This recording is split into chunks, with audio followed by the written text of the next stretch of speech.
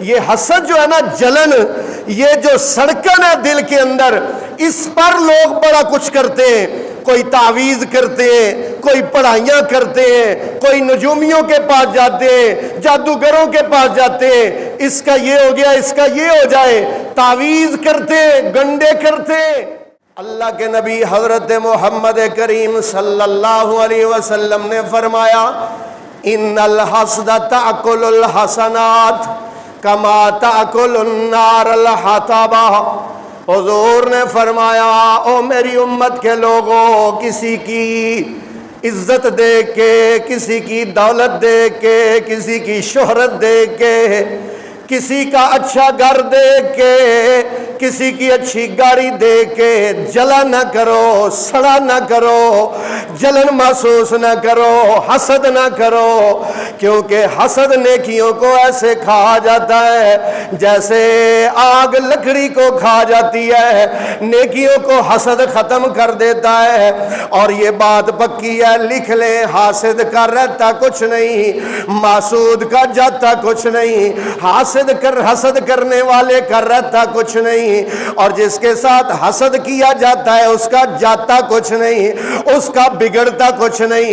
عربی شاعر کہتا ہے اصبر علی قید حاسد فإن صبرک کان قاتلہ.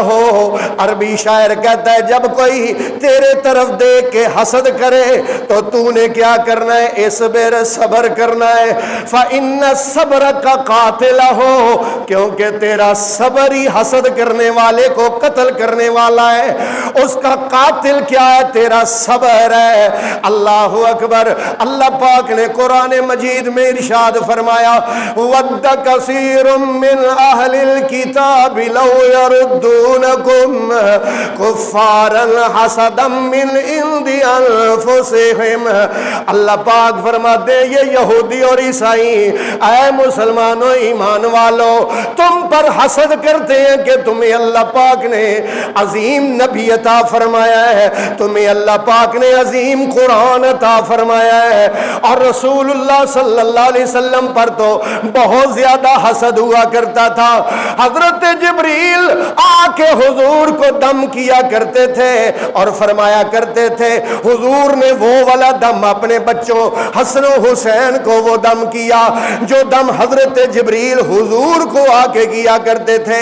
دم کیا تھا؟ بسم اللہ ارقیکا من کل داء یؤذیکا ومن شر کل نفس او عین حاسد اللہ یشفیکا بسم اللہ ارقیکا. جو بھی بچوں والے ہو، اولاد والے ہو، یہ دعا آپ کو زبانی آنی چاہیے.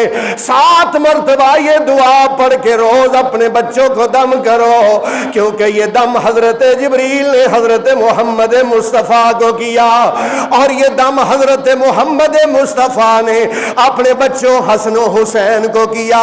بسم اللہ ارقیکا، میں اللہ کے نام سے تمہیں دم کرتا ہوں. من کل داء یؤذیکا، ہر اس بیماری سے جو تجھے تکلیف دیتی ہے.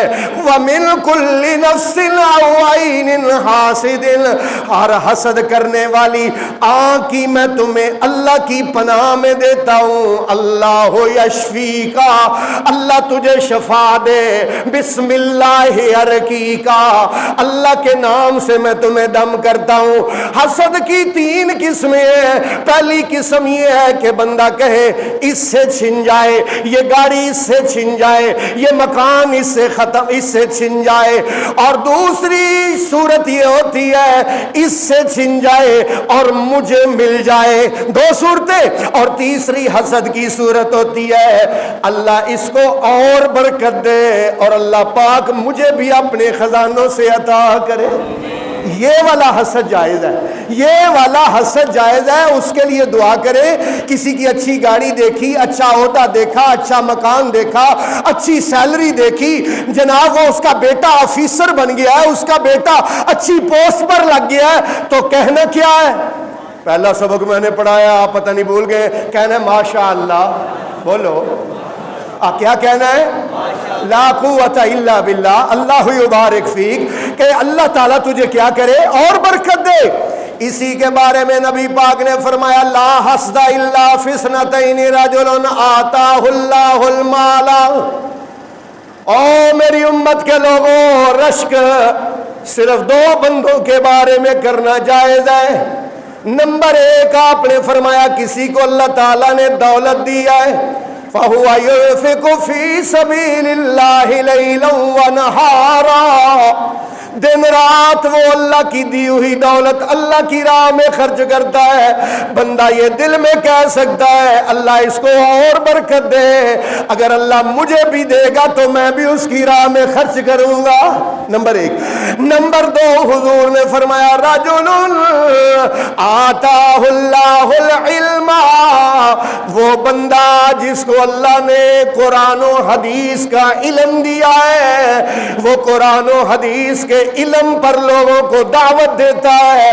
بندہ رشک کر سکتا ہے، حسد کر سکتا ہے کہ اللہ اس کے علم میں بھی برکت دے، اگر اللہ مجھے بھی علم دے گا تو میں بھی اللہ کے دین کی اسی طرح دعوت دوں گا۔ اسی لیے حضور نے فرمایا لا تحاسدوا، حسد نہ کیا کرو۔ لا تحاسدوا، بولو، حسد نہ کیا کرو، جلن نہ محسوس کیا کرو، سڑا نہ کرو کسی کا اچھا دیکھ کے، بلکہ کیا کہا کرو؟